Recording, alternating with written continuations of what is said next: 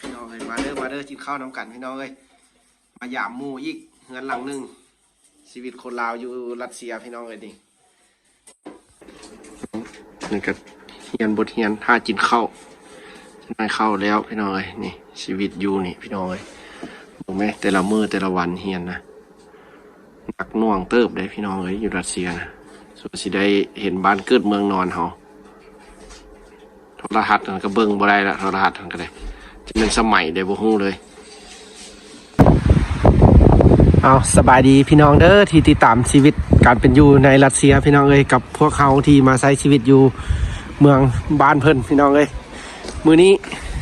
สิพาพี่น้องไปยามพี่น้องคนลาวอีกบ้านหนึ่งที่มาเฮียนน้ำกันอยู่นี่พี่น้องเอ้ยสิไปเบิ่งไปกินข้าวซุ้มกันมื้อนี้นะอยู่อีกเฮือนหลังหนึ่งของคนลาวที่มาศึกษาห้ามเฮียนน้ำกันอยู่นี่พี่น้องเอ้ยสิพาพี่น้องไปเบิ่งบรรยากาศชีวิตการเป็นอยู่ของพวกเขาอีกหลังหนึ่งของคนลาวที่มาอยู่น้ำกันนี่พี่น้องเอ้ยมื้อนี้กับอากาศกับโบหนาวหลายพี่น้องเพราะว่าหิมะนี่เสื่อยนี่เป็นจังซี่เลยพี่น้องเอ้ย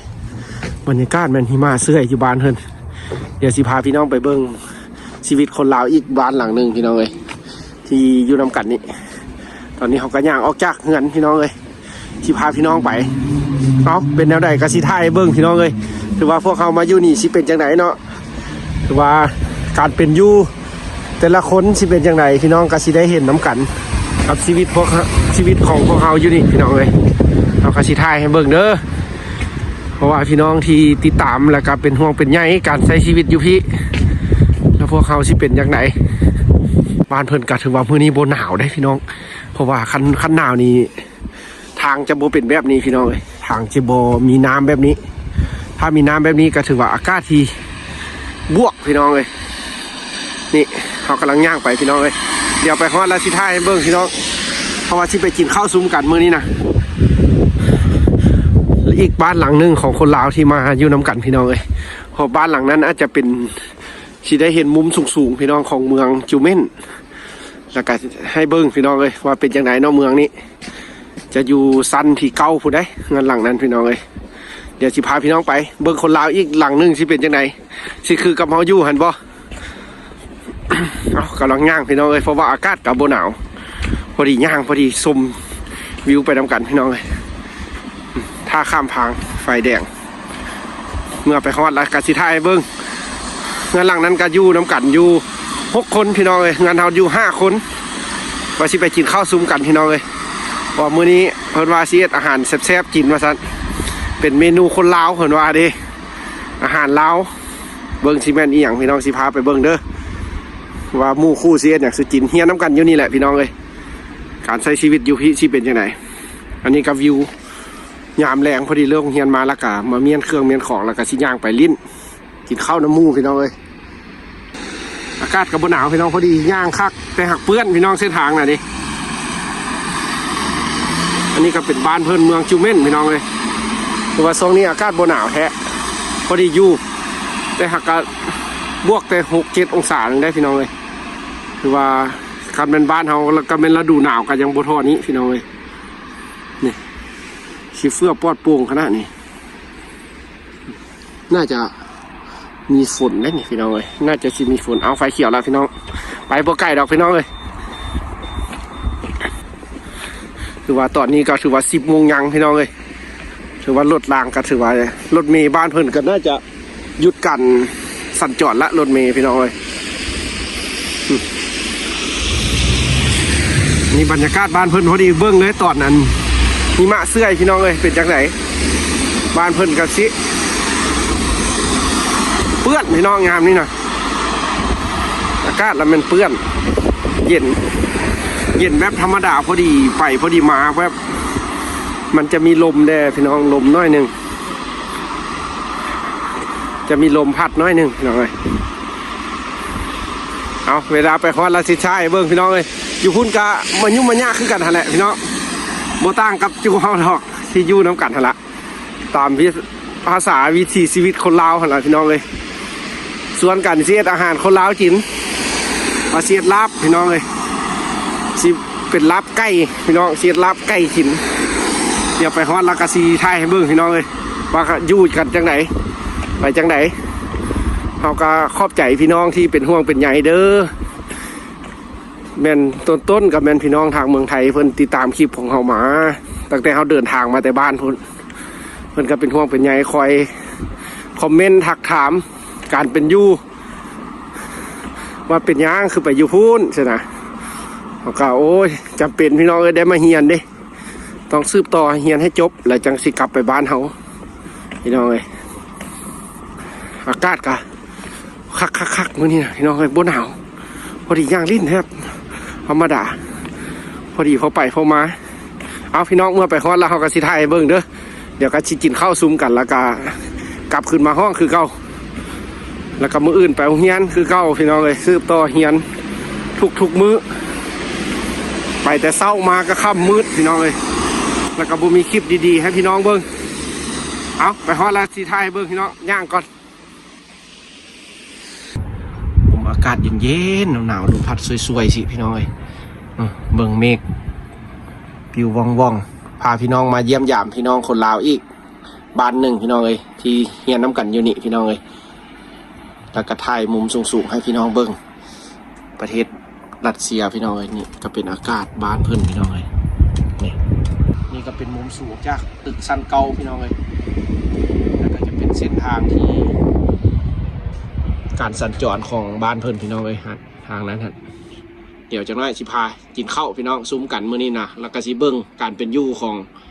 หมู่คู่ที่มาเฮียนน้ำกันอยู่นี่พี่น้องเอ้ยอีกบ้านหนึ่งเพราะว่าจูเขาได้เช่าเงิน2 หลังพี่น้องเอ้ยอยู่มอกันทีแหละ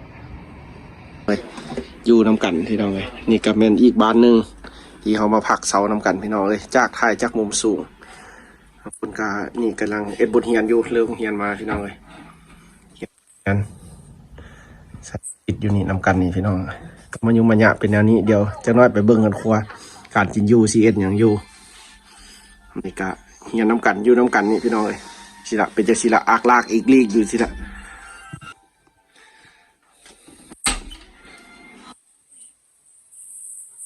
เป็นอย่างกินลาบไก่พอเอาพาพี่น้องมาเยี่ยมยามเด้อ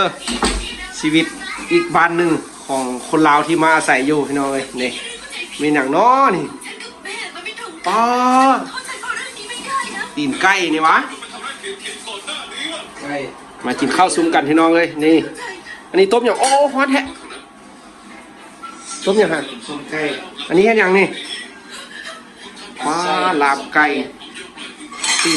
ตีนละอุบเนื้อละลาบเนาะเอาพี่น้องชีวิตพวกเขาอยู่นี่พี่น้องเลยทายเบิ่งเด้อพามาเยี่ยมยามพี่น้องเลยอีกบ้านหนึ่งอยู่เมืองเดียวกันเฮียนห้องเฮียนเดียวกันพี่น้องเลย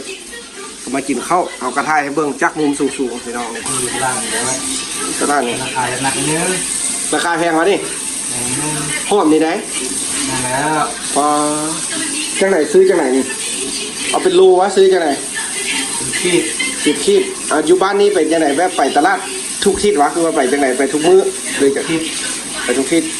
ศนึงจะได้ไปเท่านึงคือกันเนาะไปมื้อวันพักเอาหมดครับมีเงินมีเวลาเอาพี่น้องอันนี้ก็เป็นชีวิตการไปอยู่นี่ครับมันหอมเสียดลาบไก่ครับบุมีหอมเปรี้ยวบุมีวะหอมลาบนะหอมลาบบุมีอยู่รัสเซียพี่น้องมีแต่ผักบัวกับผักป้อมนี่เสียดลาบไก่พี่น้องอันนี้จะต้มอบอันนี้ก็อบไก่อีก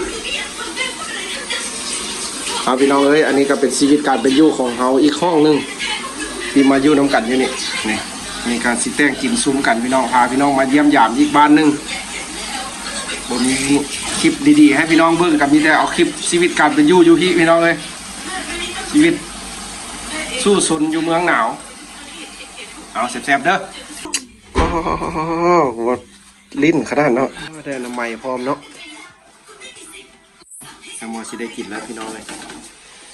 เซฟเพิ่นกันตอนรับขนาดมื้อนี้นะลาบไก่ให้กินแก้วพี่น้องเลยชีวิตคนลาวอยู่พี่โอ้คือสิยังโดนพี่น้องเลยครับก็สิคั่วข้าวคั่วหอมที่ใส่ลาบเด้อพี่น้องเอ้ยขอโทษขออภัยทุกยากๆอยู่พี่น้องเลยหรือว่าหอมลาบบ่มีหักเสียดลาบไก่หอมลาบบ่มีไปซื้อกับบ่มีพี่น้องอยู่รัสเซียนะมีแต่หอมบัวกับหอมอันนี้แหละหอม ป้อมนี่นะพี่น้องเอ้ยผักซีก็มีอยู่ผักซีนะเวลาเขาอยากกินออกินอย่างก็บ่มีไส้อยู่นี่พี่น้องเอ้ยชีวิตพวกเขาอยู่นี่เด้อนี่ก็ของดีมาแต่บ้านเขาผู้ได้มาแค้นพี่น้องเอ้ยผู้ได้เคยกินบ่นี่ฝากมาแต่บ้านผู้ได้นี่อยากกินของบ้านเขามีแต่เอามาเองพี่น้องเอ้ยถ้าอยากกินอยู่รัสเซียนี่โอ้ยบ่มีนี่กำลังเฮ็ดพี่น้องเอ้ยนี่จัดโต๊ะจัดตั้งจะน่ากินข้าวร่วมกันพี่น้องเอ้ยหลายๆคนนี่ตีนไก่ก็มีน้ำแกงผักมาเยี่ยมมายามส่วน FC มากินข้าวนำในด้วยเด้อมีข้าวกันเด้อแช่เด้อนี่เด้อลาบไก่คนเชียงขวางพี่น้องเลยเอาเราจะน่ามากินน้ำกันพี่น้องเลยใครก่อนไปกินน้ำอาจารย์อยู่ห้าน ยังคิดฮอดยังมาสู่กันอยู่ได้พี่น้องเลยเพราะว่าครั้งแรกได้ไปหาอาจารย์นั่นก็ได้พี่น้องเลย